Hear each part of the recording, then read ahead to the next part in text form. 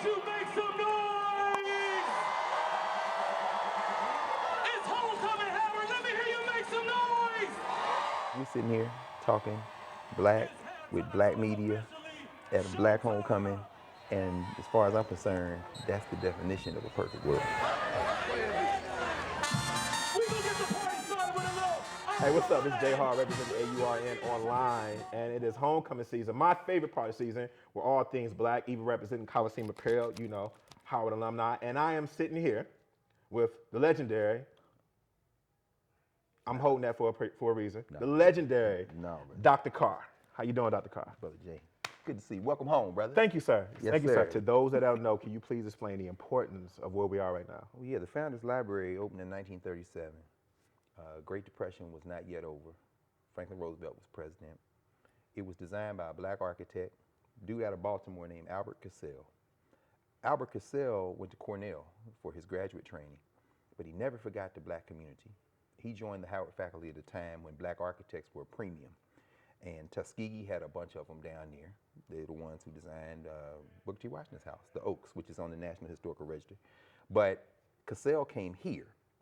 And when Cassell came here, he was the university architect that designed a number of the buildings on this campus. And of course, the ones that immediately come to mind for both of us, all of us who have a deep Howard connection, are Frederick Douglass Hall and the Founders Library. They look alike, so you can see the design. Very quickly, what Cassell said was, I'm going to design a building. I'm going to take as my inspiration Independence Hall in Philadelphia. So if you look at Founders Library, it kind of looks like Independence Hall, but then he tricked it out. It's bigger. It's taller, it has a much greater footprint, and this building sits on the land for the original Howard University building. So they tore that building down, built the Founders Library. The Founders Library was designed at the cost of roughly $1 million. This is right after the Great Depression. I'm about to say $1 million back then? Brother, which is why, according to the old heads who were here when I first came to Howard 20 years ago, some of whom are ancestors, at that time, the Board of Trustees wasn't unanimous about that expenditure. Some of them actually approached members of the Roosevelt administration and said, $1 million is a lot for Howard University. It's a Negro college and $1 million library. When the building was dedicated, when it was opened, and the Secretary of Interior came to receive the keys or, to dedicate the building, and then Howard University opened, he said, you don't build a building, you don't build a library for today. You build it for 100 years from now. And who knows what Howard University will be in 100 years. That was 1937. We ain't at 2037 yet. What do you think Founders is to Afrofuturism? Oh, that's interesting. That's interesting. Afrofuturism. Because you talked about how much they put into every single detail what they needed. So they were thinking ahead. So what do you think it means now? It's interesting. Like you say, Afrofuturism really just a kind of a new word for, it's like putting new wine in old bottles. We've always been thinking ahead. You go back to the 19th century and you see black writers, Martin Delany and other people writing about the black future. Claude McKay. Oh, Claude McKay for sure. And in the so-called Harlem Renaissance, you come forward. You come to the 30s and 40s, you see black people thinking about what will happen in the future. And not just 10, 20 years into the future, way in the future. And of course, by you get to the 60s, you got the great Herman Blunt from Birmingham, Alabama. We don't know him as Herman Blunt. We know him as Sun Ra. And of course, when nobody more Afrofuturistic than Sun Ra, brother. Sun Ra said, don't you know you're not real? Like, what are you talking about? I'm from Saturn, man.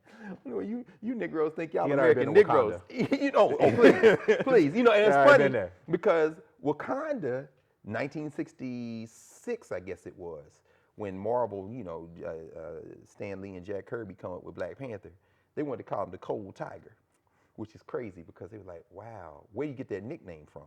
Of course, they eventually didn't do it because they had started with Black Panther, then the Black Panther Party got started and they got nervous.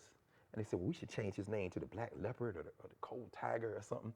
But they stuck with Black Panther. But the reason they said Cold Tiger, think about Afrofuturism, that was the nickname of the brother who was the futurist, the visionary in the Congo, Patrice Lumumba. That was his nickname. That was Patrice Lumumba? The Cold Tiger, brother. So they were going to call the Black Panther the Cold Tiger. And it was kind of gesture toward Patrice Lumumba. So it still would have been fire, but most people wouldn't have gotten it. We need that story contained somewhere where we can give it to this next generation. And that is really the true lesson of our history. Our history is not lived by the Du Boises and the Ida Welleses and the Mary McLeod Bethunes alone. Our history is made by the masses of our people. We all have a story that's equally as important as A. Philip Randolph or Rosa Parks. Dr. Carr, I can talk to you like all day. No. Like I can miss my homecoming. No, brother. Well, you know, but I want to say about homecoming right quick though, because y'all here for homecoming, and it's so funny because white schools have homecoming, but unlike white schools, black people tied homecoming. You know, first homecoming we know is the church.